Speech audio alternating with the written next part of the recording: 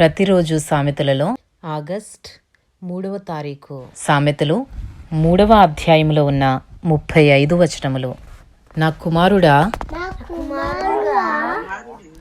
నా ఉపదేశమును మరువకుము, నా ఆజ్ఞలను హృదయపూర్వకముగా గైకొనుము. అవి దీర్ఘాయువును సుఖజీవముతో గడుచు సంవత్సరములను శాంతిని నీకు కలుగజేయును. దయను సత్యమును ఎన్నడును నిన్ను విడిచిపోనీయకుము. వాటిని కంఠభూషణముగా ధరించుకొనుము.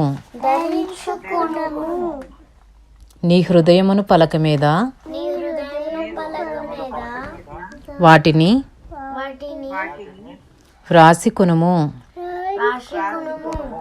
అప్పుడు దేవుని దృష్టి యందును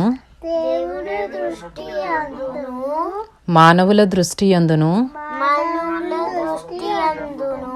నీవు దయనుంది మంచివాడవని అనిపించుకొందువు. నీ స్వబుద్ధుని ఆధారము చేసుకొనక నీ పూర్ణ హృదయముతో యెహోవా యందు నమ్మకముంచుము. నీ ప్రవర్తన అంతటి యందు ఆయన అధికారమునకు ఒప్పుకొనుము. అప్పుడు ఆయన నీ త్రోవలను సరళము చేయును. నేను జ్ఞానిని కదా అని నీవనుకొనవద్దు. యెహోవా యందు భయభక్తులు కలిగి చెడుతనము విడిచిపెట్టుము. అప్పుడు నీ దేహమునకు ఆరోగ్యమును నీ ఎముకలకు సత్తువయు కలుగును. నీ రాబడి అంతటిలో ప్రథమ ఫలమును నీ ఆస్తిలో భాగమును ఇచ్చి యెహోవాను ఘనపరచుము. అప్పుడు నీ కొట్లలో ధాన్యము సమృద్ధిగా ఉండును. నీ గానుగలలో నుండి క్రొత్త ద్రాక్షారసము పైకి పొరలి పారును. నా కుమారుడా, యెహోవా శిక్షను తృణీకరింపవద్దు. ఆయన గద్దింపునకు విసుకవద్దు. తండ్రి తనకు ఇష్టుడైన కుమారుని గద్దించు రీతిగా యెహోవా తాను ప్రేమించు వారిని గద్దించును. జ్ఞానము సంపాదించిన వాడు ధన్యుడు. వివేచన కలిగిన నరుడు ధన్యుడు. వెండి సంపాదించుట కంటే జ్ఞానము సంపాదించుట మేలు. అపరంజి సంపాదించుట కంటే జ్ఞాన లాభము నొందుట మేలు. పగడముల కంటే అది ప్రియమైనది. నీ ఇష్ట వస్తువులన్నీ దానితో సమానములు కావు. దాని కుడి చేతిలో దీర్ఘాయువును, దాని ఎడమ చేతిలో ధన ఘనతలను ఉన్నవి. దాని మార్గములు రమ్య మార్గములు. దాని త్రోవలన్నయు క్షేమకరములు. దానిని అవలంబించు వారికి అది జీవవృక్షము. దాని పట్టుకుని వారందరూ ధన్యులు.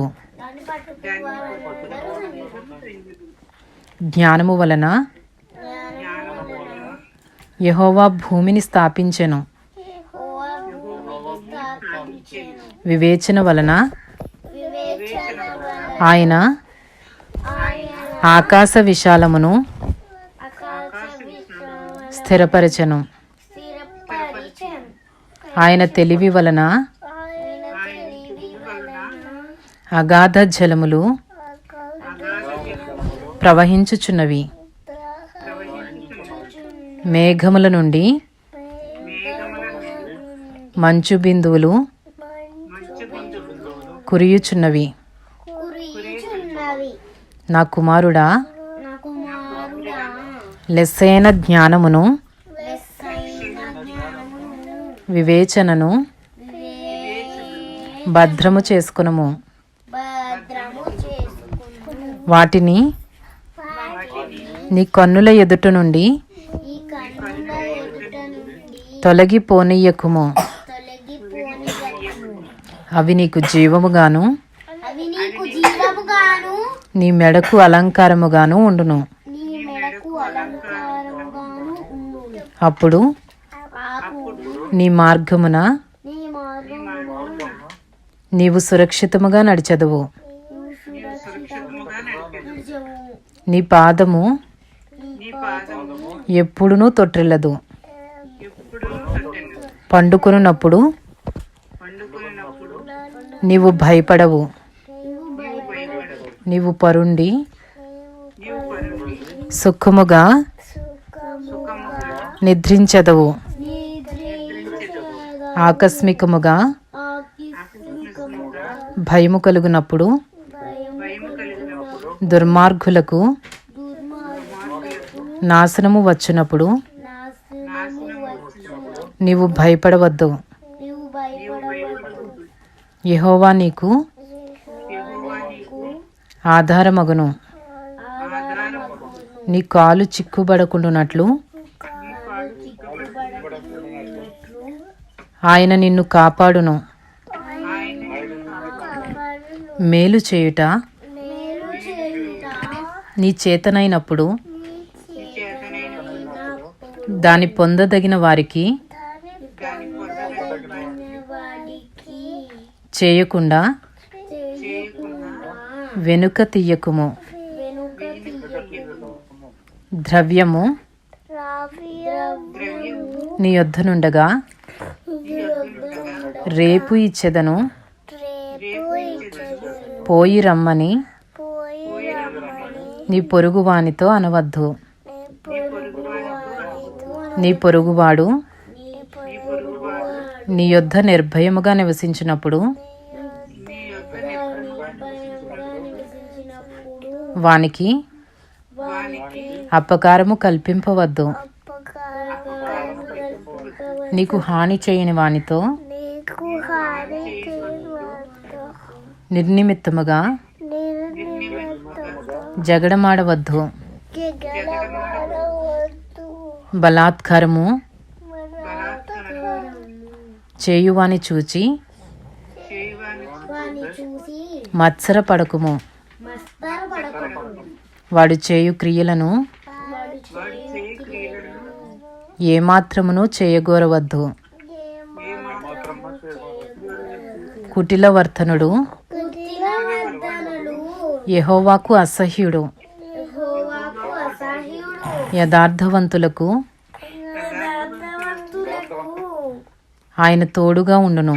ఆయన తోడుగా ఉండును. భక్తిహీనుల ఇంటి మీదికి భక్తిహీనుల ఇంటి మీద యెహోవా శాపము వచ్చును. యెహోవా శాపము వచ్చును. నీతిమంతుల నివాస స్థలమును నీతిమంతుల నివాస స్థలమును ఆయన ఆశీర్వదించును. ఆయన ఆశీర్వదించును. అపహాసకులను ఆయన అపహసించును. ఆయన అపహసించును. దీనుని ఎడల దీనుని ఎడల ఆయన దయచూపును. ఆయన దయచూపును. జ్ఞానులు జ్ఞానులు ఘనతను స్వతంత్రించుకొందురు. ఘనతను స్వతంత్రించుకు. బుద్ధిహీనులు బుద్ధిహీనులు అవమాన భరితులగుదురు. భరితిలో ఊదురు. ఇంతటితో సామెతలు 3వ అధ్యాయంలో ఉన్న 35 వచనములు పూర్తి చేయబడినవి.